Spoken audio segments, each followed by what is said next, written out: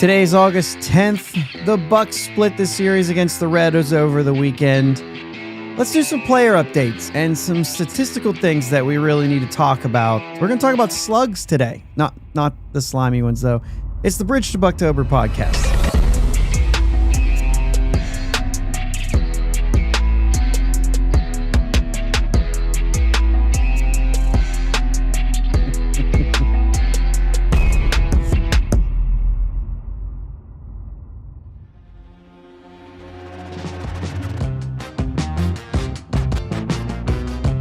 Yes, guys. Thank you for listening to the Bridge to Buctober podcast, where we talk all about them Pittsburgh Pirates and that. My name is Josh, and I am joined, as always, by my brother, Jake. What's up, Jake? How we doing, bud? Doing all right.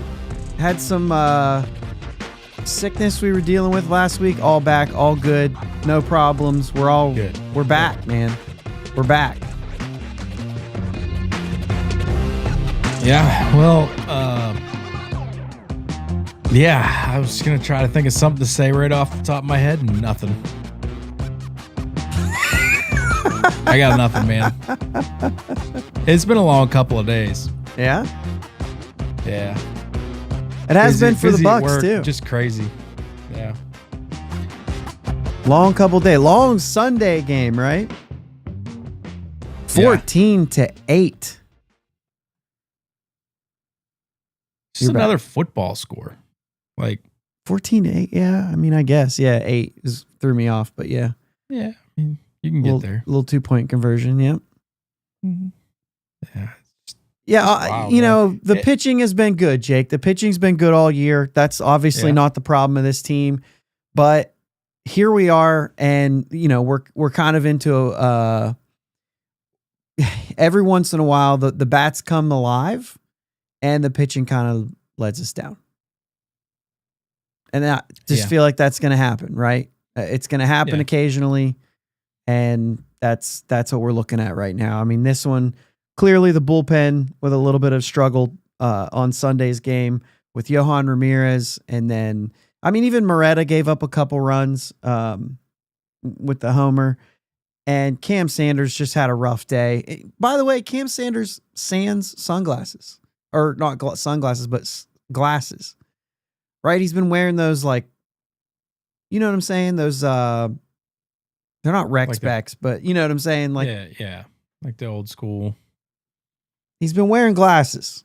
Yeah. And then today he went out there without the glasses, and it was like he couldn't see a plate.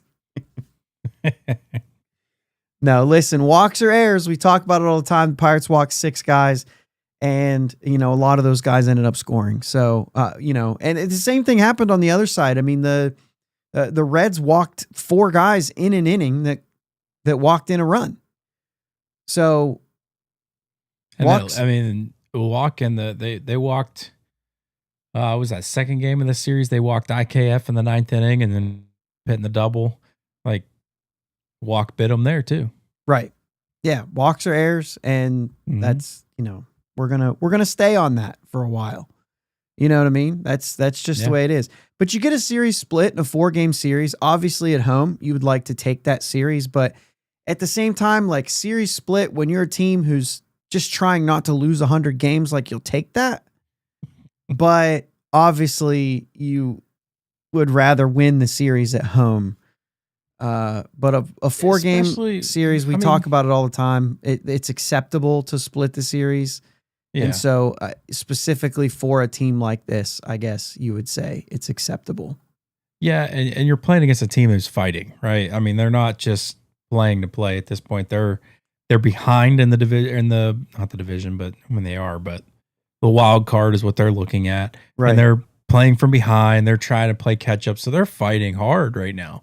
So to take the split, I mean, I'll take it, but against a team who you're predominantly dominant over.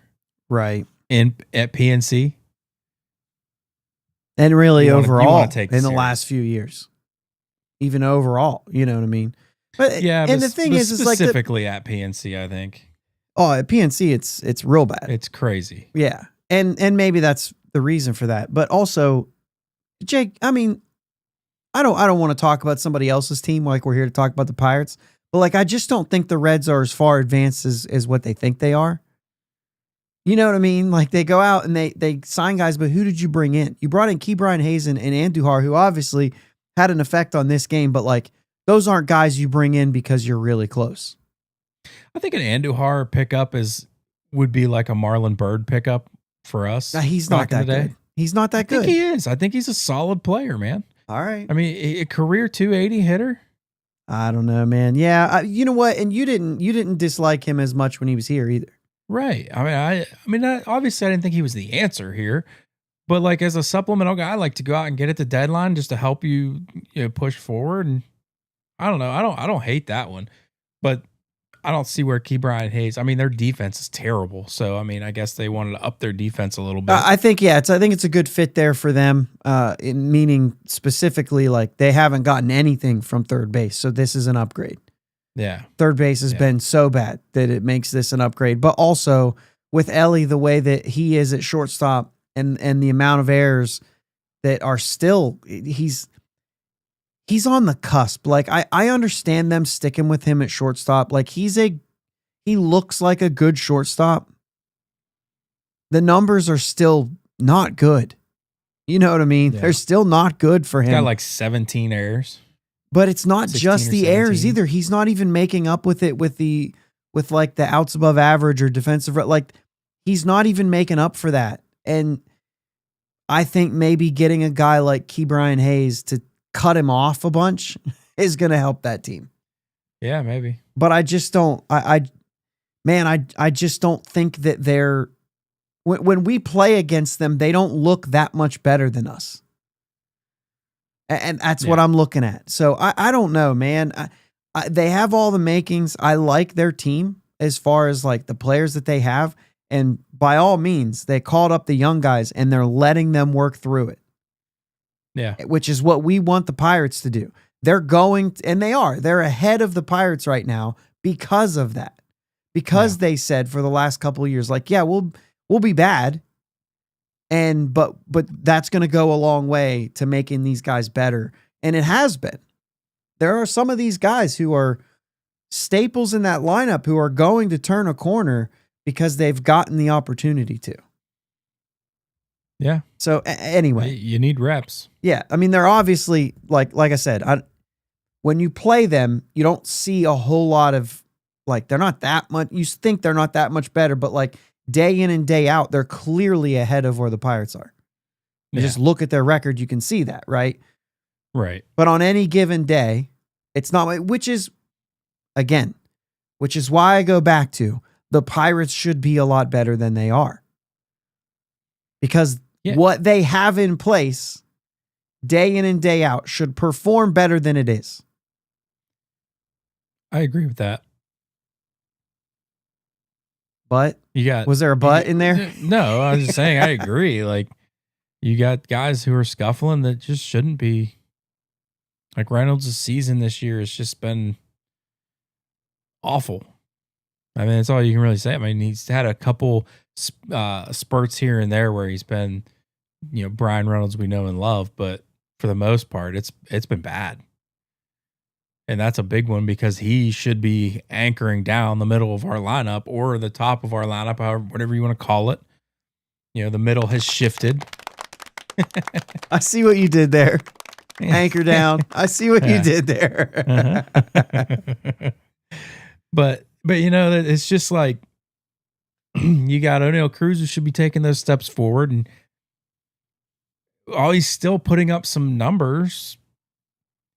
But when you look at them as a whole, they're not great. Right. Well, we're going to look at them as a whole a little bit today, obviously. There's some things we're going to get into. And, the chat here, Martin says that he saw MLB farm systems ranked after the deadline and after the deadline and the draft. Reds, Brewers, and Cubs fall back. Pirates move up to 4th overall. The first thing I'll say, and I have a couple comments on this, and I'll let you chime in here, is, man, these rankings are sometimes I just don't trust them. Like, you've got to see the process through.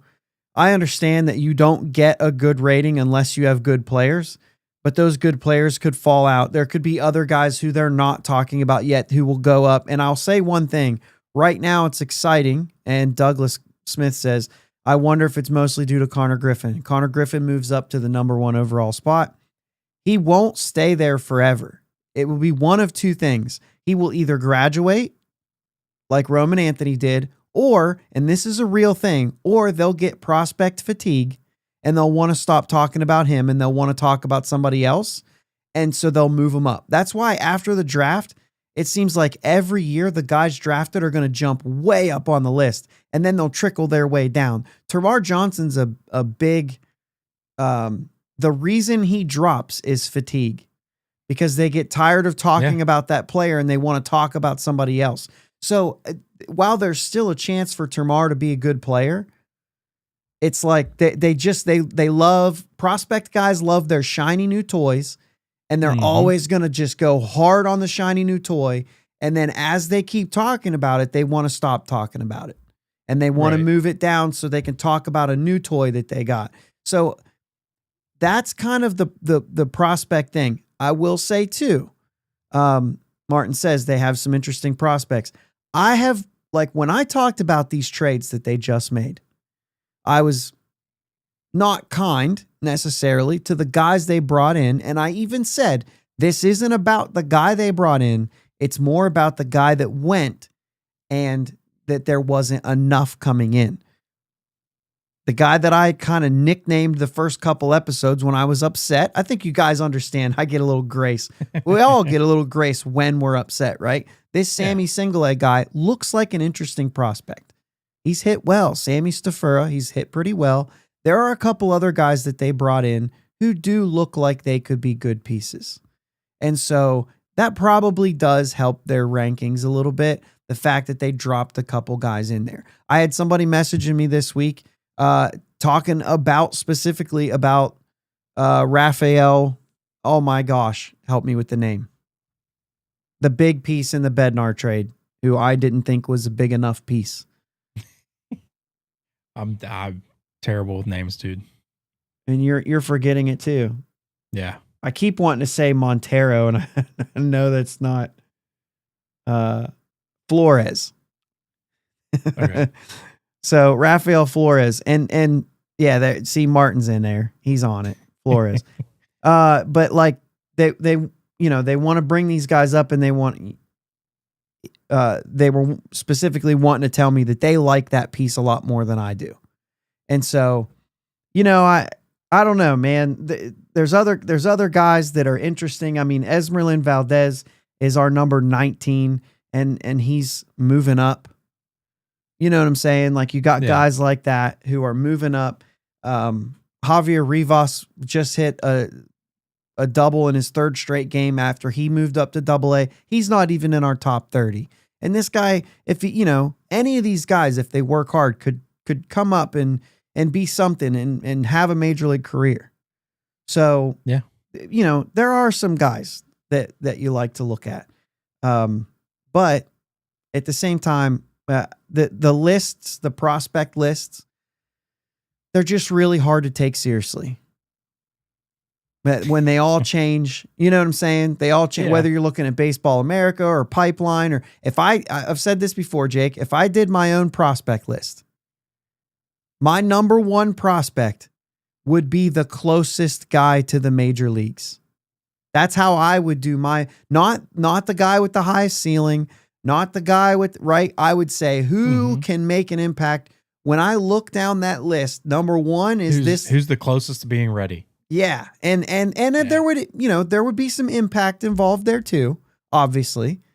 But like Bubba and Barco, those guys would be at the top of my list, where Griffin would be down a few, not far, because we don't know. It could actually get, but like, that's how I would do my prospect list. And I would, if you spell it out that way, then you don't have a choice but to, you know what I mean? Like, say, well, that's a dumb list. Well, no, that's just how I would order my list. I don't mean I think that's the best player.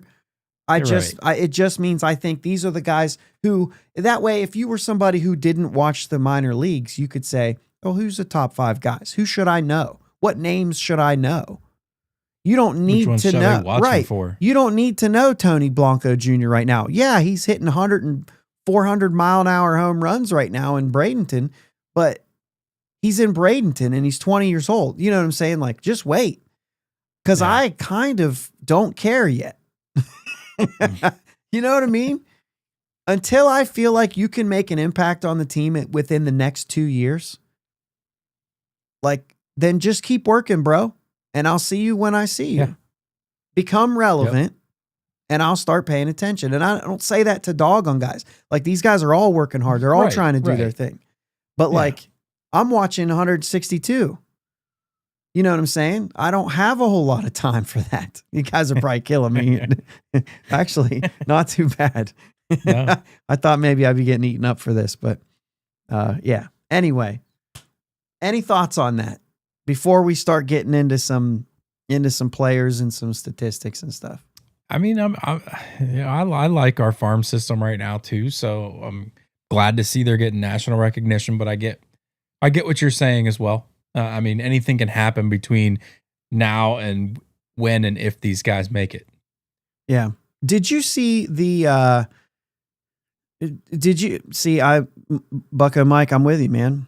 Chandler, Barco, Griffin. I think I'm there too. You know what I'm saying? Like that's how I would look at things. Those guys are right there. And Griffin, I think, would get a little more for me. You know what I mean? I mean, Harrington's been here. So obviously I don't want to do that. Like Griffin would jump him for me. And you know I like Harrington. Yeah. But he's got stuff to work on. You know what I mean? Anyway. Did you see the Keith Law from The Athletic? I like The Athletic. So I'm not, it's not anything like that. But he wrote a little line on Nick York. And it was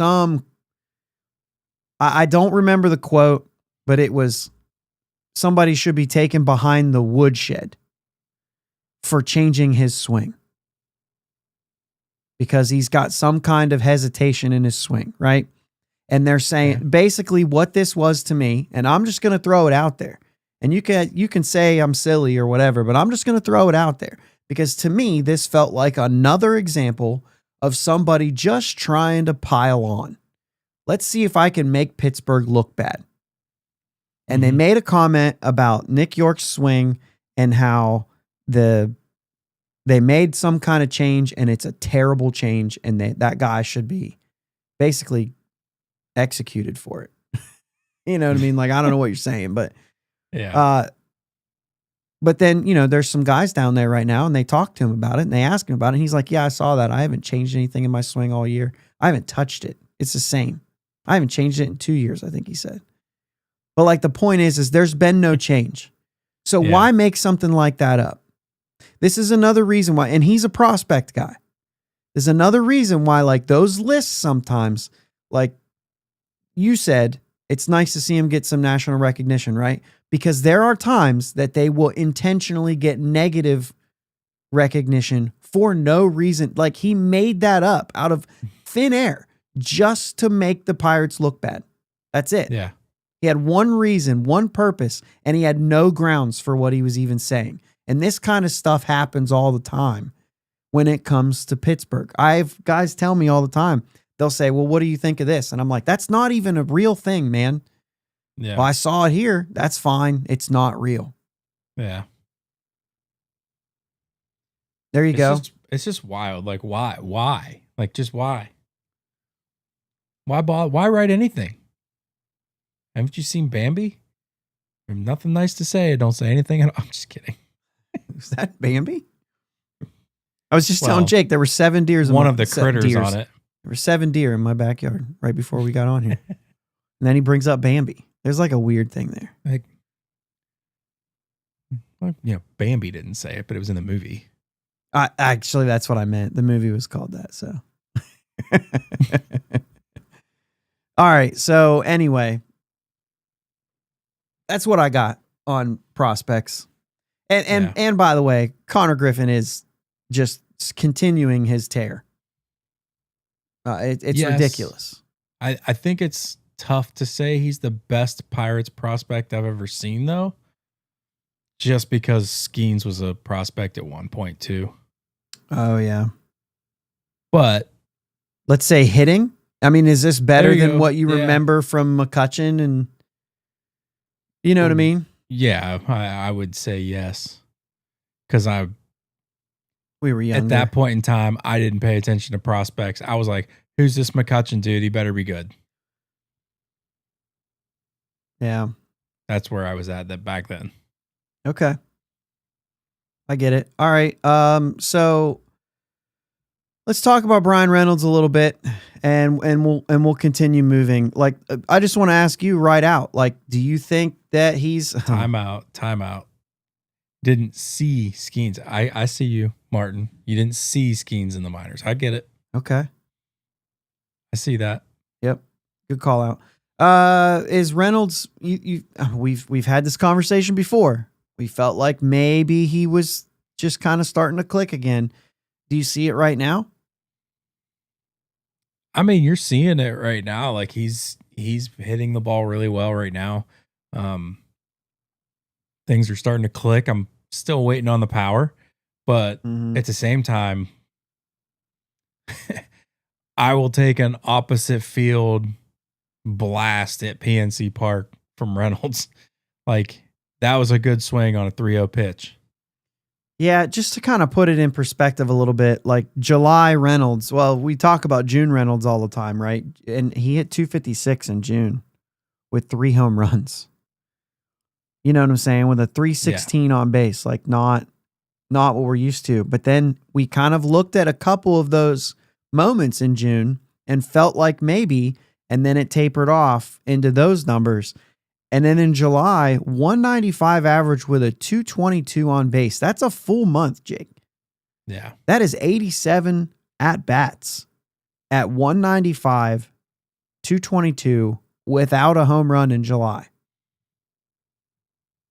As bad as we've seen, 264 slugging, Jake. Yeah. And I will say, good. Okay. Well, unless you want to go just in July. Or do you want me to? No, you're good. Okay, so I'll read off the numbers so far this month. After his 2 hits today, 342 average, 405 on base, 553 slugging. He has 5 extra base hits right now, 3 doubles, a triple, and a homer. And he had 6 doubles, which were all of his extra base hits in the entire month of July. He has 5 RBIs so far this month, and this has been, 10 days. He has 5 RBIs. He had 6 all of last month. He has 4 walks. He had 2 last month. Is there something there? Like, we're only looking at a 10-day stretch right here, not even playing every day, right? So, just about every day. Has it been every day? 4, 5, 6, 7, 8, 9, 10. Yeah, they've played 10 straight games. Okay. I thought they had a day off in there, but no. Oh, because Cincinnati, they played on Thursday. So 10 straight days. And that's what we're looking at right now. And so that's still a small sample. Do you believe in it right now? Or are you hesitant? What's your deal? I will tell you why I believe in it right now. And it's all because of what Miles is saying here. The minor hitting is definitely putting him in a lighter mood. He's got to dance, dude. Minor hitting improvement, right? Yeah. Just as he cleared it up, yeah. Yeah. He's got to dance right now when he gets hits. When have you ever seen Reynolds doing this? Yeah. He's playing with some, like, he's having fun right now. Okay. When you're feeling good, you have fun. When you're not feeling good, you're pressing. And I feel like he's having fun. I feel like he's feeling good at the plate. He's seeing the ball well, putting the barrel on it. I don't know. I'm hesitant. Still like hesitating a little bit to get all in, but I'm in. I think he's going to be fine. moving forward for the end of the season doesn't help us in the long run. I don't know that it saves his season, but it does make you feel a little bit better about next year. Yeah. Yeah, for sure. And he needs to get something going this year to actually help us looking forward. And that's, that's going to be a big deal. For me, I just need to see it more. I mean, 10 days is fine. I do like what I'm seeing. I want to see him pull something into the Clemente seats. You know what I'm saying? I want to see some stuff like that. But I think it's getting there. And I think one of the keys to getting him going is going to be, he's going to have to get better protection in the lineup. He's going to have to get somebody hitting behind him, which leads us to, and I don't know, I don't even remember what the lineup was today, but I mean, it's been changing a good bit. Mm-hmm. But let's just say O'Neal Cruz, on the other hand, is not. No. It's not clicking for Cruz. It's not. There's essentially not much to like right now. Yeah. The only thing, I mean, he's still going to have power. He's still going to have pop. Like, he's still going to hit the ball over the fence a few more times. He's still going to end up with a 2020 season. Yeah, he's 2 home runs away from 2020. So yeah, but when you look at the big picture, though, it's just not been good. No, not. And he's not hitting lefties again. 111 before his strikeout at the end of this game. You saw some good from him early on, and then it kind of fell apart in I mean, really every month. And at this point in these 10 games, I mean, a 125 with a 167 on base. 14 strikeouts so far in 10 games. You know what I'm saying? Like the numbers are, he hit the home run in Colorado on August 1st, and there's been basically nothing since then. He hasn't stole a base because he's not on base. Right. He only stole 7 last month, and he was, 282 on base.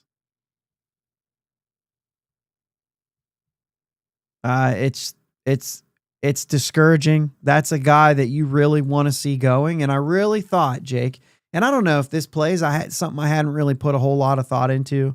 But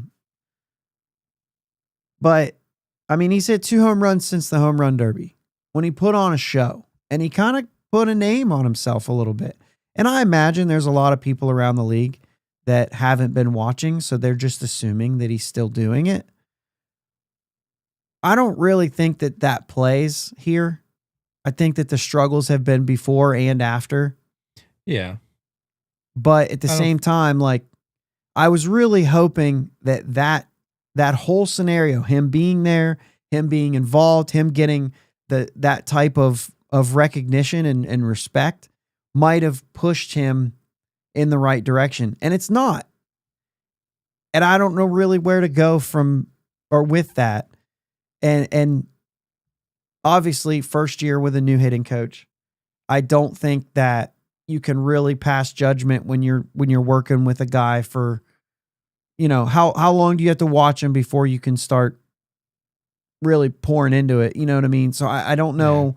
Yeah. I don't have any idea of how I feel about a hitting coach or anything, right? I know that we needed one guy out, but we got another guy in and we're not seeing improvement, and it's maybe gotten worse. I don't know how much of that's on the hitting coach or not. I just don't think that it's been here long enough, especially from a first year major league hitting coach. Do you have any different thoughts like on Matt Haig, or if there's even something there? Like, I know that we've talked about getting guys out of slumps. Like, are you becoming impatient with him, or is this still haven't really thought about it? No, I've definitely thought about it, and I guess you could say I'm starting to get a little bit impatient. But at the same time, like, I think you're right. I think we both have said in years past, you can't give major league coaches 1 year and move on to another guy. Like, it just doesn't work like that in baseball. You sometimes it can. I would say it does more often happen for the good than it does for the bad. And if nothing changes, that doesn't mean he's not doing well. It could just be that there's just so much, so much work that's going into it, or so much behind the scenes that's going into it, and then it's still super hard to do on the field, and the player has to execute it. Well, that's a big one, right? The coach. Yeah. So, it to me, I am getting a little bit impatient, but I'm also not getting impatient. Like, I'm trying not to get impatient. Impatient with results, but yeah. But I'm trying not to. I don't want to blame Matt Haig right now. No, I feel like I can't. I feel like the players got to go out and do their job, despite whatever they're doing behind the scenes. It's up to the players to get into the batter's box and hit the baseball. And how much of this is organizational, right? Like, we talk about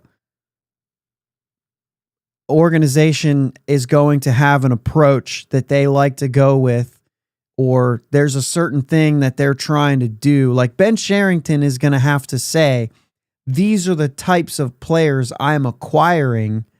This is how I want you to do things, right? It's not always going to be on a hitting coach. If it was on just one hitting coach to say, all right, then this is how I'm going to coach this team. And then your AAA guy's doing something different, and your AA guy's doing something, like, that's not happening. And we knew that under Haynes, it was kind of like, well, he kind of controls the whole thing, top to bottom. Okay. Are you going to do that to a first-year guy? You're not going to change it. Like, there's still going to be something. Like, the general manager has to be the one, or let's say this, Jake. A lot of teams have it. The president of baseball operations is going to be the guy that kind of determines the direction you're going, right? And so for us, since we don't have that, that's going to be Ben Sherrington. And he's the top guy who is dealing with baseball. Travis Williams, he don't know anything about baseball, right? He came from the Penguins. And Bob Nutting, we know the deal there. Dang it, Bobby. And so you're going from Sherrington saying, I'm going to acquire these types of hitters to say this is the type of team I want to put on the field. Therefore, I'm hiring like-minded people to put this kind of product out there. Yeah. And so if there's a disconnect in there somewhere, either you're not acquiring the right people to do what you want to do, or you already don't have those people in a guy like O'Neal Cruz and Brian Reynolds, who were brought in prior to Ben Sherrington, and these guys aren't doing well in this system or something like that, which I don't know what the system is. Don't hit home runs. We'll get to that in a minute. Then they're doing fine. So I don't know, you know what I mean? But like Miles here points out that you make a good point. Horwitz and IKF have been with him for more than one season. And, maybe these are guys that are having a little more success doing some, certain things under Matt Haig. I don't know. You know what I mean? Yeah. Well, yes, they both been with him for, more than one season, but Horwitz is the one you really want to look at because Horwitz is a lot younger. I mean, IKF's been doing this for a while. True. I don't know that the hitting coaches do a whole lot with those veterans who've been around the league. But even really Brian Reynolds, to be honest. Like, Brian Reynolds is going to work with who Brian Reynolds is going to work with. The hitting coach has a much smaller impact on a guy like that than a guy like O'Neal Cruz or Peguero or even Horwitz. You know what I mean? Yeah. Yeah. But I mean, you look at Horwitz and you see I feel like it anyway. I feel like he's constantly getting better. I do too. His approach is looking better. His wrist is looking more healthy. He's hitting the ball with a little bit more authority. I still don't think he's going to be a 25 homer guy, but I think down the road, I think he can be a 15 to 20. And I don't think that's too much of a stretch. Yeah, I think peak, right? You're going to look back at his career and say, oh, he got to 20 this year. Yeah, or something like that. And it depends, obviously, but Matt says he's inexplicably hopeful that Triolo will figure out the bat if he gets steady reps at a position, in the unlikely event that he gets the opportunity. What are your thoughts here? Because I know you've got strong thoughts here. Yeah, Trillo's done in a Pirates uniform as far as I'm concerned. Like, I'm done with it. I've just seen enough of him that I just know that he's even if he starts hitting the ball better, he's still not going to help this team hit home runs. So you're like, in my opinion, he's just Ke'Bryan Hayes, but a lesser version. Yeah. Dollar General Ke'Bryan Hayes. He's going to be at his best, he's going to be the same hitter as Ke'Bryan Hayes. And his defense is still really good, but it's still a downgrade from Ke'Bryan Hayes. So I just don't understand. But anybody will be transition. Anybody will be a downgrade. Anybody will be right. 100. But that's and that's kind of what I'm saying. Like, you traded away a defense first. I don't even want to say that. You traded away an elite defense and not a good bat, and you're replacing him with an elite defense and a terrible bat. I just don't see it. Well, I think either way, it's a terrible bat. I think it's. I mean, Key was a terrible bat. He had the one thing going for him, right? Mm-hmm. That's a big thing, though. Yeah, that's fair. It's hitting with runners in scoring position. If anybody's not following that. Thank you. I was just pulling this up. Cheryl was asking, does Trillo have options? Yes. He has two options. Yeah. Of course, they've used one this year. So which means next year he has an option. You only use that's option one years. Per year. One per year, unless you get beyond, I think, 6. And then it counts differently. But so next year will be, if they send him down next year, then he will be out of options for the following year. So yeah, I mean, he's here for this year and next year. Whether we like it or not, he's probably here for this year and next year, depending on what role he plays. And I don't know, Matt. I don't know, man. He's bounced around like a beach ball at a jam band concert. I really don't think he has been. He's really gotten a long leash at the major league level. He did last year at second base. He was there for quite a while until they had to do something different. And that's when Gonzalez essentially came up and just took over. And he's been the guy anytime Hayes is not there, he's been there. And he played a bench role for quite a long time. He's gotten into the lineup a lot more than I would have thought that he would have this season. And so I don't know, man. I had a long run at third was last year when Key was hurt. Right. So I think, maybe bouncing around defensively, but like that's actually kudos to him for being able to play all those positions.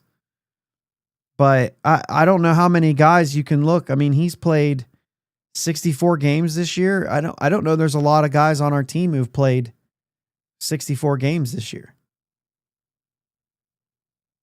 Martin says he doesn't see him as their starting third baseman next year. I can't imagine that you felt so adamant about moving Hayes to open up a spot to improve this team. I can't imagine that improving that team was Triolo at third. I can't imagine that was your idea of upgrade.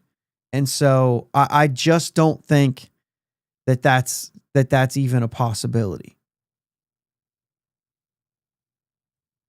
Miles says, Ben Sherrington said they like having Trillo being on the left side because it gives them flexibility on finding either a shortstop or third baseman in the offseason, depending on what the best available. And I think it has to be both. Like you've got to improve both. You had 2 positions to fill in the offseason, shortstop and left field. Now you have 3 because you made a move to open it up. Yeah, and I feel like for my money, I'm taking Peggy at shortstop over Triolo because I think there's more upside at the plate. If you have to do that. Yeah, if you have to. And Miles, just for the record, not arguing with you, arguing with Sherrington. Yeah, yeah. Yeah, Yeah, I agree with you, Cheryl. It would be a totally different story if he could hit. The guy can field. Yeah, no doubt about it. Elite. Yeah. Has to be both. I just don't. If we go into next 2026 and Jared Triolo has a starting spot, I just still don't feel good. You'd have to improve so much in the other positions in order to make that like even palatable. If you upgrade left field and third base, I could live with Peguero at short. It wouldn't be necessarily 100% ideal, but I think he's been looking, and I think he's getting better this time around. Right here at the bottom too. Matt says, why aren't we giving Devaney a look at short? This is another guy who has pop. Yeah.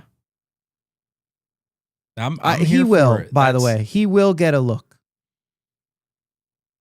We're running out of time. I think at some point. Yeah, you're right, man. Oh, Miles, I saw that. It came up and then it was retracted. Something about a Tigers hat. There. Sherrod says Triolo may win a Gold Glove this year again. That may about supplant him in the lineup for 2026. Man, I don't know. We'll see. It depends on how, like, if they do bring Devaney up, if Peguero gets a run and Devaney gets a run and IKF gets released, which, guys, don't be surprised if you see at some point this month, Tommy Pham and maybe even IKF just being put on waivers. Don't be surprised when it happens, because they're probably going to, at some point, say, just give me a chance to sign with another team, or for another team to just claim me. And you're going to lose them for nothing because you couldn't move them at the deadline. Yeah. I would say Andrew Heaney probably goes to the bullpen instead of being put on waivers, because you can't have enough arms. You don't want to get rid of arms. So I think if you're going to try to open up spots in the rotation, I think you can move Heaney to the pen without just totally cutting ties with him. But I think for those two guys, Pham and IKF, I think just put them on waivers and let a team grab a hold of them if they want them. And I would have done it already with Pham. Yeah, well, I mean, they're not playing Pham as much right now. They're giving that's what I'm saying. Reps. That's what I'm saying. Yeah. So, and you could bring up a guy like Billy Cook if you wanted. Mm-hmm. And you could say, let's give him another chance, because this guy's on the 40-man as well. Yeah. And while he has options, but he's kind of a little bit older and he hasn't done well when he's come up. I think at this point, I'd be like, let's just see if he does well again. If he doesn't, then why are we even keeping him on the 40-man? Right. At this point, you know what I mean? There it is. If Triolo's on the roster next year, I'm buying a Tigers hat. Yeah, so Miles, they are going to play Devaney at third base. He has played third base before, but he is playing a lot of third down there. He's a very capable shortstop from all accounts. He's a very capable shortstop. I think the reason you give him a run at third base in the minor leagues right now is so that if this guy is an option moving forward, he's an option that can play all the positions. Yeah. And so I think that's what we're seeing here. Because that's what we do. We can't bring somebody up who plays a position. They have to play them all. If you're looking for a backup, though. Sure. But everybody we go through our system, we just assume they're backups. And that doesn't make a whole lot of sense to me. Yeah. You got a guy with some pop and we don't have any. And you're like, I think he could be a backup. To who? Well, to who is the guy that they're supposed to bring in? The guy they're supposed to bring in. Matt, I can't share that. Jake will have to look at it, but I can't click. I can't in good conscience put that on my screen.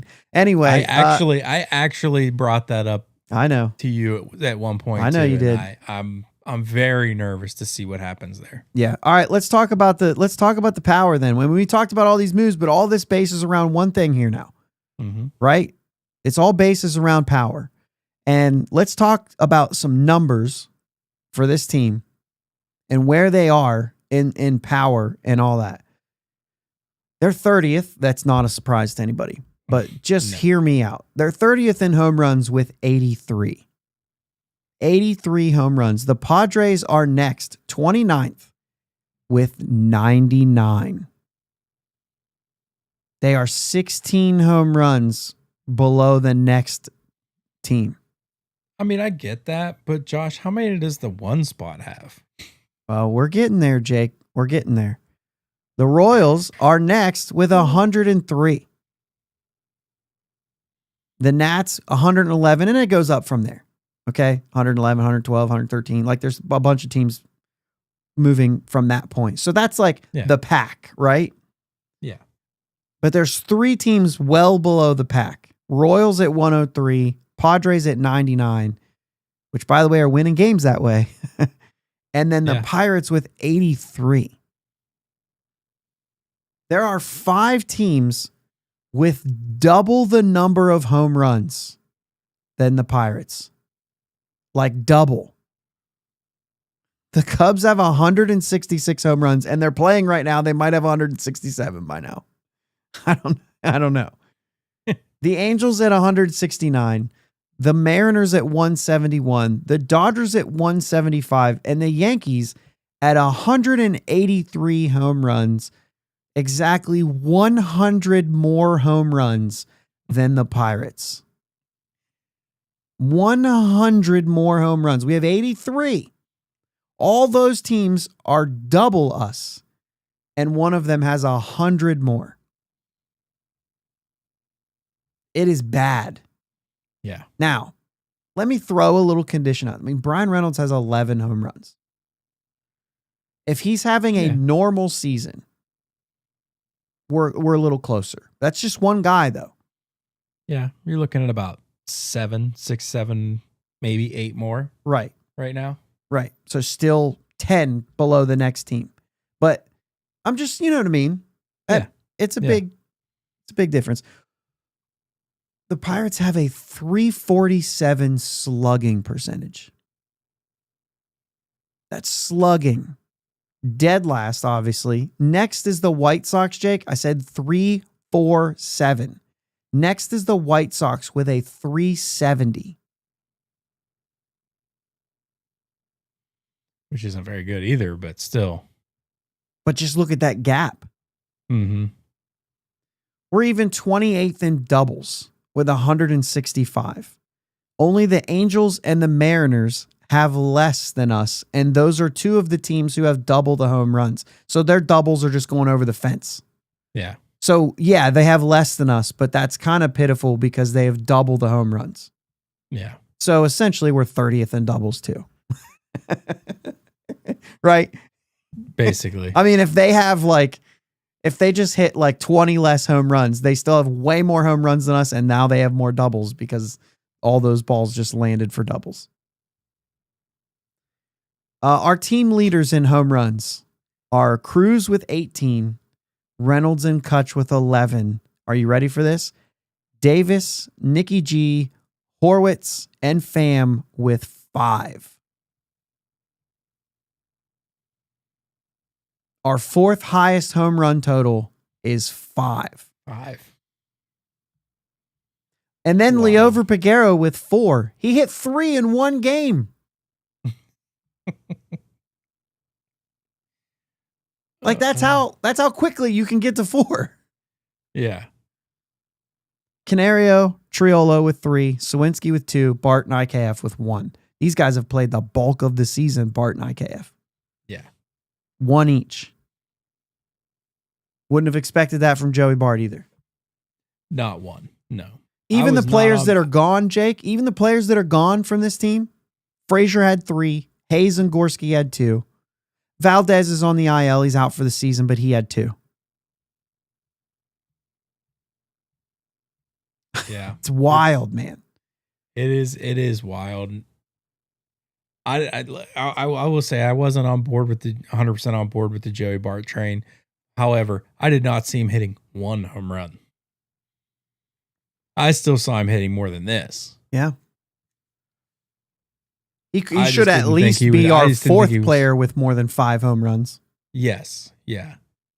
I didn't see him hitting another 13 or whatever it was, but Jeff.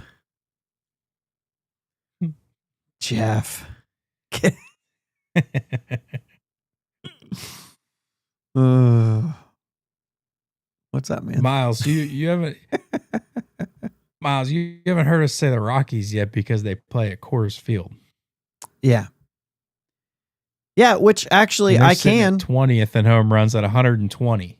Okay, but listen, we have 3 players with more than 5 home runs, which is pitiful. The Royals have 5 players with more than 5 home runs. Colorado's on the list that have 7. San Diego, Tampa, and Washington.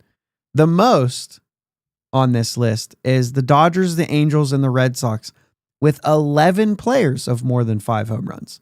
So, 2 more than starters. And then we're only talking about 5 home runs, Jake. 6 home runs. We're talking about 6 home runs. Yeah. This isn't even a hard number to reach. It's not even hard. How about at least 12? At least 12 home runs, because then that takes Cruz and Kutch, or Reynolds and Kutch off the list, right? We have 1 player with more than 12 home runs, and that's Cruz. Next to that, Cincinnati, Cleveland, and Miami only have 2 players with more than 12 home runs. That's where you're at. The most is 8 with LA, LA Dodgers. So obviously Reynolds hits a home run tomorrow, they have 8 players with more than 12 home runs, with at least 12 home runs. 8 players. Yeah. Which is actually kind of crazy. That's pretty good. That's the Dodgers. That's insane. Jeez. Martin says they've been so bad that it's tough to pick the player that's been the biggest disappointment. I actually don't think it is. To me, it's Brian Reynolds, and I think it's not even close. I mean, it's the 2 for me. It's who's the second? Cruz. Okay. The 207 is just not acceptable, because I don't think his on base is any good either. But I mean, you got to remember early on it was better, right? Yeah. And so the on base at different times has looked better, but at this point it's only 303. But the fact that it's almost 100 points higher, that, you know what I mean? If he was hitting 230, he'd be fine. Yeah. You know what I mean? Because then you're on base. If it's that close, he's at 330. It's just been so inconsistent. It's just, you were really hoping for a big. Yes, Matt, you hit it on the head for me. That's exactly my thoughts. Reynolds, Cruz with a close second. Yeah, 34 stolen bases, and he's gonna hit 20 home runs. Yeah, he's at 18 now. I don't know. I mean, he had 21 home runs last year. Does he get more than that? Yeah, so you're going to see improvement from him. The average, obviously, the on base is going to be down, but you're going to see things that are better. I don't know. Yeah, it's close. He already has more walks this season in 107 games that he had in 146 last year. There have been flashes of O'Neal Cruz being really good. Oh yeah. So that's why, to me, it's quite a bit less upsetting. I think what we've seen for a string has been a disappointment, but this is still overall. I mean, Brian Reynolds has already been here. He's already arrived, right? He's a multi-year all-star. He's a player you can count on to hit 25 home runs a year. Right. Yeah. Cruz hasn't even gotten to 25 yet. And Reynolds, I think it's either 24 or 27 every year for the last 4 years. You know what I mean? And so, like, for me, Reynolds is a guy who's already here. I don't even know if he can get to 20 at this point. It's going to be awful hard for him to get to 20. He's got a shot because when he goes on a tear, he can go on a tear. But it's true. It's going to be awfully tough. Yeah, those are the numbers that we had. Dude, the power's down. And so the before we get off here, like, how do you address this, right? How do you address this? As you can, Jeff's in here saying you're loaded in starting pitcher next year. Do you move one of them in hopes to get a power bat, or do you hope to get one before next season? I don't think that getting one before next season is a really thing, but, and he sees Bubba included. I mean, you could see Bubba, you could see Hunter Barco. You know, the options for starting pitcher next year are Cruz, Keller, Oviedo, Jones, right? At some point, Bubba, Barco. I'm missing some guys I know. Burrows, Ashcraft, even Majinski. Mm-hmm. You know what I'm saying? You're talking about that. I'm already 9. Harrington, if he turns, you know, anything he can do this offseason. Anytime there's an off season, right, you can make significant improvements. Did I say Oviedo already? I think I did. Yeah. So like that's 10 right there that have a shot to throw major league innings as a starting pitcher next year. Okay. And so when you're looking at those guys and then maybe add a couple extra, do they go out and do they get another lefty, which would be weird because you just let Falter go. But do you sign a veteran lefty just to say, put him in there? Who do you move from that group? Because yes, I do agree with what you're saying. Like they will probably have to move from that. Thanks, Matt. That's the number they were talking about. Cruz, 5th worst hitter in the league since June. But before that, he's very good. So, you know what I'm saying? And Cheryl, just to throw this in there too. I don't know. He's going to have to play his way because he has no options next year. Same with Peguero.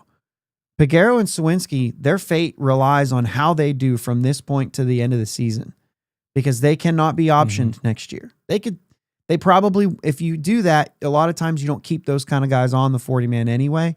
And so, I mean, Sawinski might even be a guy that nobody claims, depending on how he does. Nice day today, by the way. Yeah. But anyway, you know, Mitch Keller's obviously the guy. And it's been reported recently. I heard Noah say recently that the team that was the hottest in on Mitch Keller at the end of that deadline was Baltimore. And they ultimately decided it's probably not the year to make the move when we can probably get together in the offseason and actually make it more significant. So maybe getting one of those outfielders who could make an impact in the offseason, it's a lot easier to move those like starters for starters kind of a thing. Yeah. I think of Boston too, obviously. You know, I like Wilyer Abreu, so that would be a guy that I think the Pirates should be interested in. If Boston wants to upgrade in the starting pitching thing, you have that. The problem with that, Jake, is that's your veteran. That's your guy. Right. Right now, Skeens and Keller is a great 1-2 punch. And you have a bunch of young guys that you're just hoping and sure, like we can say, Bubba's going to be great. You know, Bubba's struggling right now in AAA, and it's still every once in a while. Today he did again. And it's like, this is good. Because a lot of guys, you have to wait till they get to the majors to struggle. Well, this is good. Yeah. This is good development right now. The fact that he's struggling means he's getting exactly what he needs. He knows what his problems are, and he's getting it before he ever gets here. That's very good. It is big. So it's always tough to trade from pitching because you don't know it's a complete gamble every year with pitchers to see who's not going to get hurt. And if you just look at the Dodgers. They were loaded in starting pitching. They were throwing everybody out there at one point. You know, they're getting their guys back, you know, some of them back now, but you just never know with pitching, and you rattled off 10 names. I'm going to cut that list to 9 because I'm not counting Jones in that because he won't be ready for the start of the season. Okay. I just 9 seems like an appropriate number. And some of those guys like Majinski was on that list, and that's a guy I'd rather see in the pen Right. Right. But he'll get a look. Yeah. So you could kind of dwindle that down to 8. And you start to see like, okay, so now I only have 3 extra guys. You come into the year and somebody could be hurt immediately. Mm-hmm. I mean, we still don't even know what Oviedo looks like post-injury. He did have a good game after that game in AAA, but I get it, and I'm obviously hoping for the best for him. I like Oviedo. I think he struck out 8 straight guys, Jake. Nice, or that's 6 awesome. Straight with 8 total, or something like that. I mean, you're going to dominate AAA before coming back, but we're still going to see those guys. We're going to see all of those guys, right? We've already seen some of Harrington, and obviously a lot to still work on. Nerves, to me, looks like nerves are getting the best of him right now, but. Well, you throw him in a scenario like Colorado too. That's just not the best. Sure. Here you go, buddy. But then, like, you're going to see Barco this year, likely. You're going to see Chandler. Those guys have to be added to the 40-man this offseason anyway. You may as well give them a cup of coffee. Mm-hmm. You may as well give them a taste of it, right?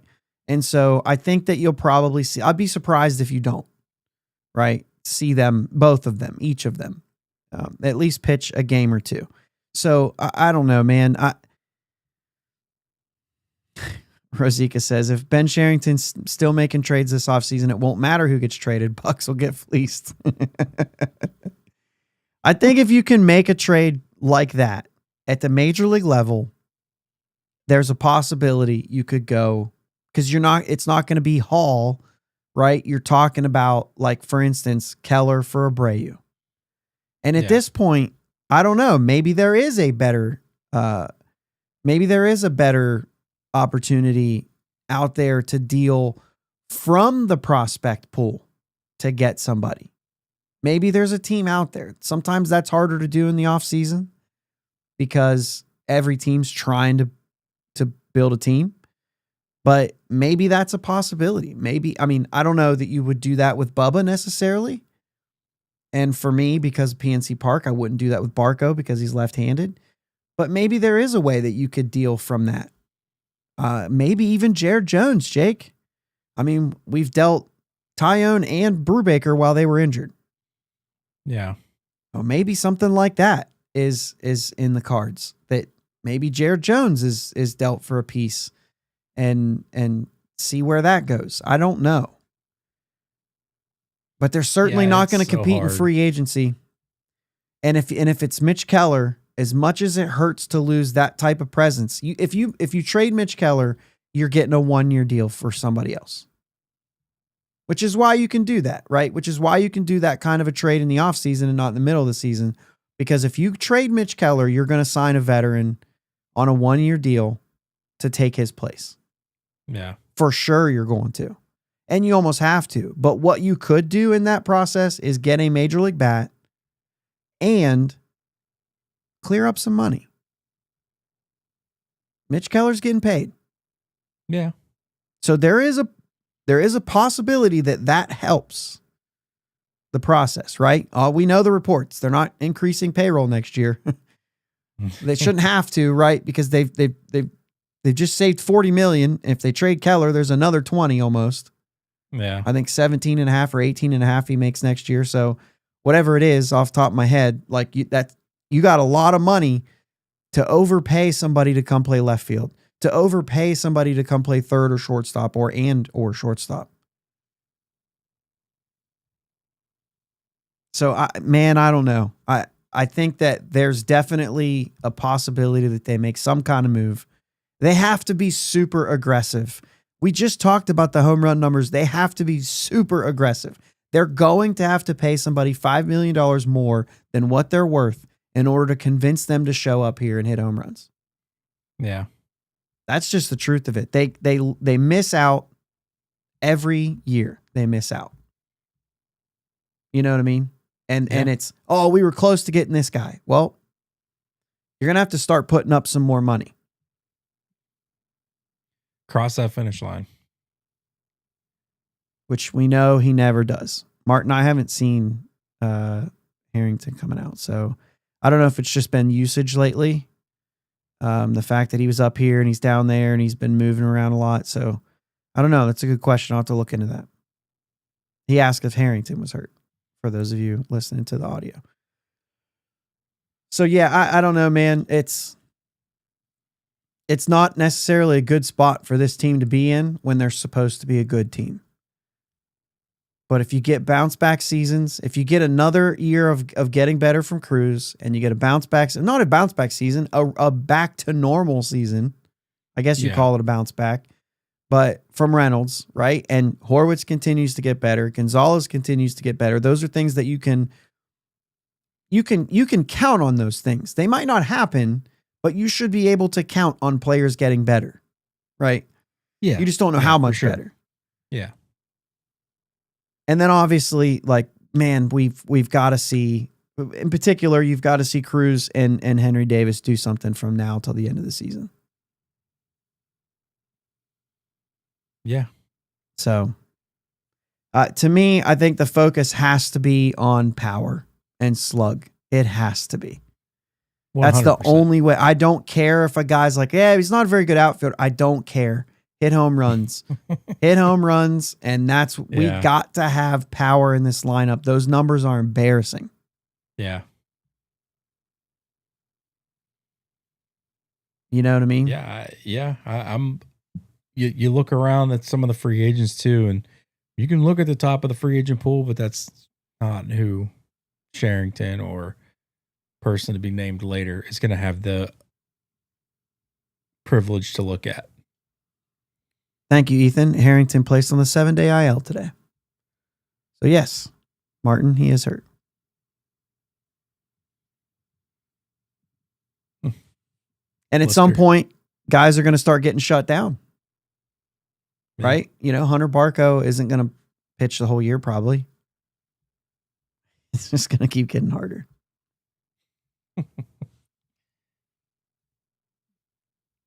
This is a fun team. Keep you on your toes. Got to think. Thought it was going to be. What in the world are we going to do next?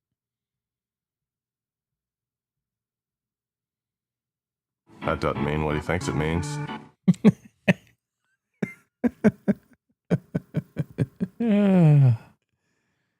Yeah. Okay. Well, that's all we got for tonight, right? I mean,